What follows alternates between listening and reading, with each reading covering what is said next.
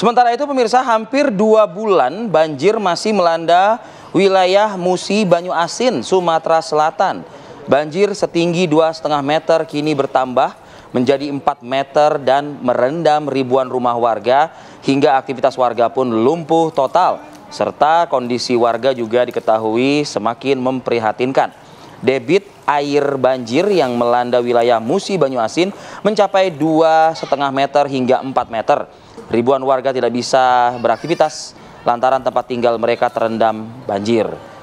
Banjir disebabkan meluapnya Sungai Musi serta Sungai Batanghari, Leko dan tingginya curah hujan. Diperkirakan jika curah hujan terus meningkat, banjir di wilayah Musi Banyuasin diprediksi akan terus terjadi, bahkan potensi surut pun juga belum bisa kita pastikan begitu ya. Baik, kita update informasi yang kami hadirkan tadi dari wilayah Demak dan juga baru saja Musi Banyuasin. Ada 2 rekan kita, ada di Musi Banyuasin, Sumatera Selatan, Samsul Arifin.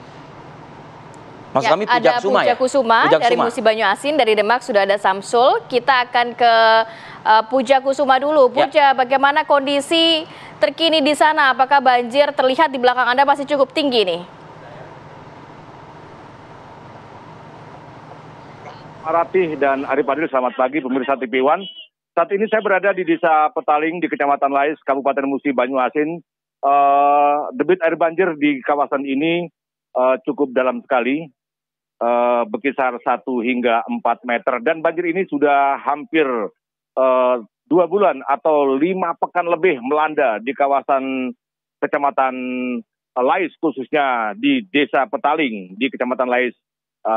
Dan ini akibat dari luapan 2 sungai terbesar yang ada di Musi Banyuasin, yakni Sungai Batanghari Leko dan juga Sungai Musi.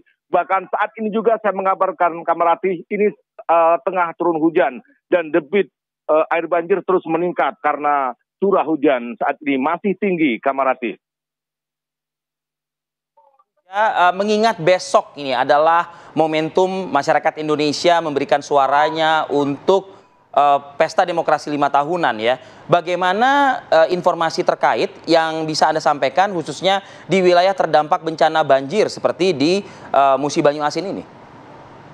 Iya, Arif Adil, untuk menyambut Pesta Demokrasi besok atau pemilihan presiden dan wakil rakyat, ada 35 TPS yang dipindahkan di lokasi banjir. Bahkan di lokasi banjir ini, khususnya di Desa Rantau Kroya, itu lokasi tempat pemilihan suara atau TPS ini berada di rumah-rumah warga karena semuanya terkepung banjir. Tidak ada lokasi yang dataran tinggi ataupun tidak bisa digunakan untuk pemilihan. Jadi pihak panitia pemilihan besok dilaksanakan pemilihan ini berada di rumah-rumah warga, dan seluruh akses jalan dan rumah-rumah warga ini semuanya terendam banjir, Arif Adil. Ya, Puja, apakah Anda juga bisa menggambarkan bagaimana aktivitas warga di sana? Karena kalau berbicara mengenai TPS-nya ini kan dipindahkan ke tempat yang lebih aman. Ke rumah Tapi warga. apakah para warga ini tetap akan memilih esok hari karena melihat kondisinya tidak cukup kondusif begitu? Ya, Kamarati dan Arif Adil, pemirsa TV One, masyarakat khususnya di Kecamatan Lais ini yang terdampak banjir ataupun korban banjir semuanya masih memilih aparat kepolisian, TNI, dan petugas. Ini akan dikerahkan di lokasi banjir. Mereka akan menyongsong para pemilih atau warga korban banjir untuk menuju ke TPS.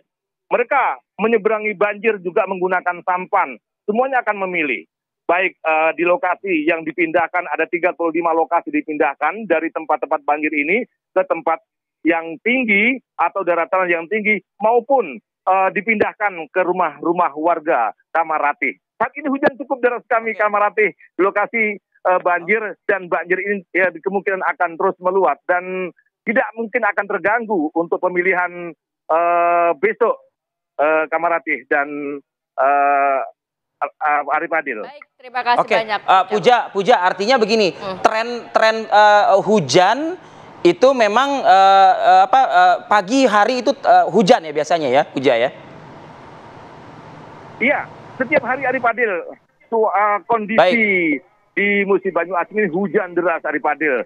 Siang, pagi, malam ini juga. Bahkan sekarang ini cukup deras sekali suasana cuaca curah hujannya Arif Adil. Baik, terima kasih banyak Puja Kusuma atas laporannya.